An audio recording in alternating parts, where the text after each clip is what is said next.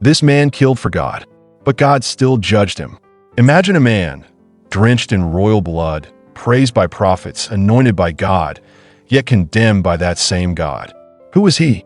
And why did obedience lead to judgment? This is the mystery hidden in one of the Bible's most shocking chapters. A story soaked in power, obedience, and divine wrath. There are times in the Bible when God's commands make us uncomfortable, like when he tells someone to wipe out an entire dynasty, destroy every trace of a wicked regime, cleanse a kingdom with violence. You won't hear this preached often. It doesn't fit neatly into Sunday school. But it happened. A prophet walked in, holding a flask of oil and a terrifying message. God has chosen you to slaughter. He wasn't from a noble house. He wasn't born in a palace. He was a commander, a soldier, known for his precision and loyalty. But that day changed everything. In secret, a prophet poured oil over his head and said, "You will be king. But first, judgment must fall on the house of Ahab." Ahab, the wicked king, whose wife Jezebel spilled innocent blood, led Israel into idolatry and murdered prophets God had waited. But now he was ready to act, and this man would be his sword. Go strike the house of Ahab. He obeyed with shocking force. He rode fast to Jezreel. He killed the king of Israel, then the king of Judah.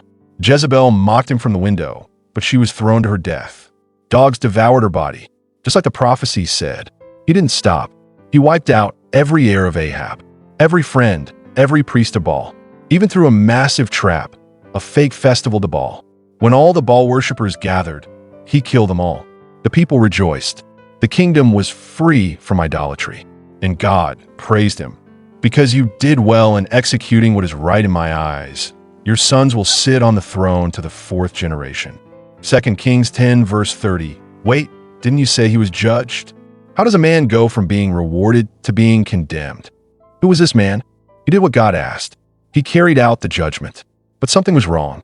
100 years later, the prophet Hosea speaks for God, saying, "I will punish the house of this man for the bloodshed of Jezreel."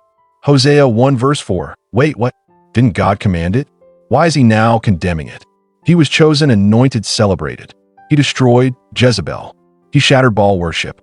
He fulfilled prophecy exactly as God commanded. And then God said, "I will punish him for the bloodshed of Jezreel." What changed? This is where divine justice takes a strange turn. And the story of Jehu, God's executioner, becomes a warning to every chosen one. The thin line between zeal and murder. Jehu's rise to power was rapid, brutal, and prophetic. He did what God asked. He was zealous for the Lord. He eradicated Baal worship from Israel.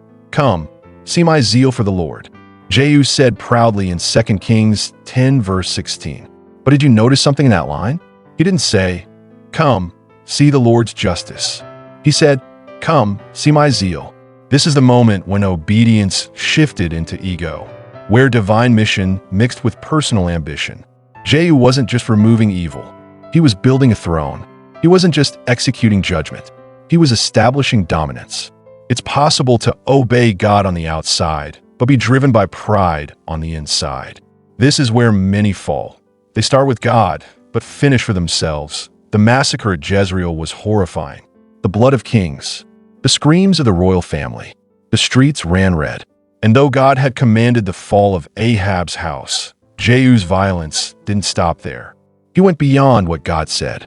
He crushed allies, assassinated political threats, and staged a religious deception to eliminate every worshiper of Baal. God never told him to kill the king of Judah. God never asked him to mock Jezebel's corpse. God never told him to stage a false worship event. Jehu's sword was no longer guided by prophecy. It was now guided by strategy.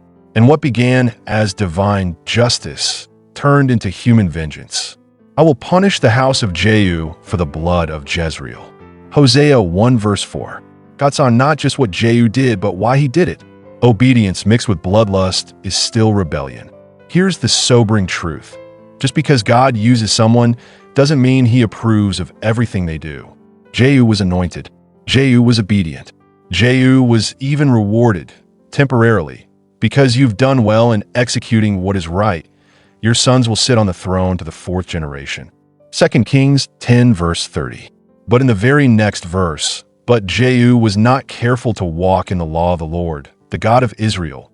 He did not turn from the sins of Jeroboam. 2 Kings 10 verse 31. He removed Baal, but he kept the golden calves.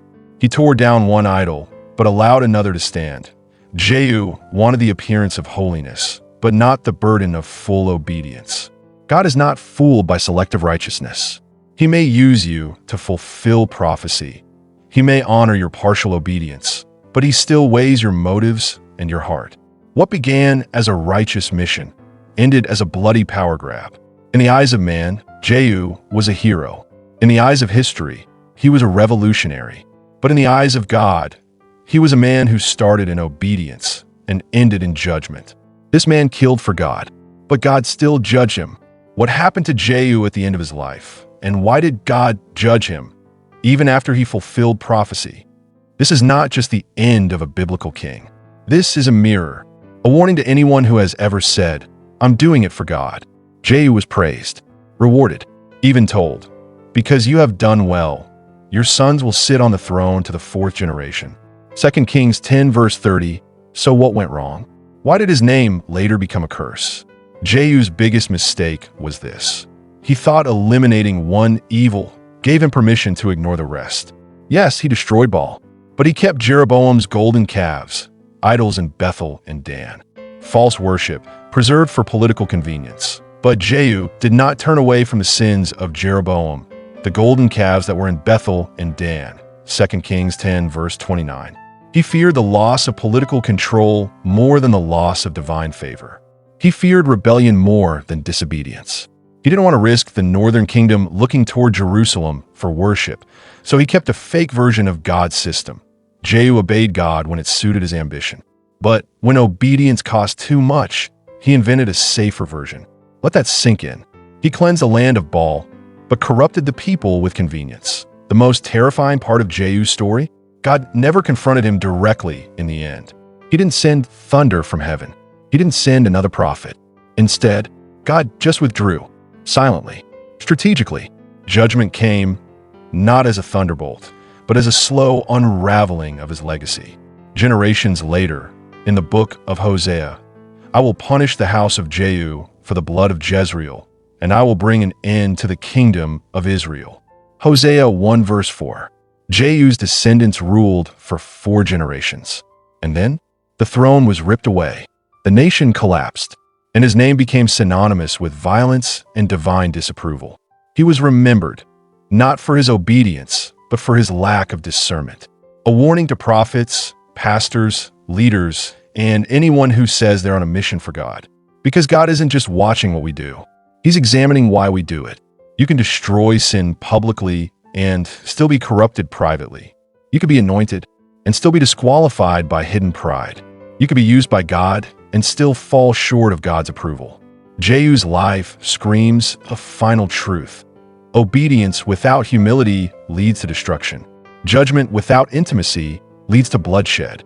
And zeal without reverence becomes dangerous. Jehu may have been God's sword, but swords are discarded when they forget who holds the handle.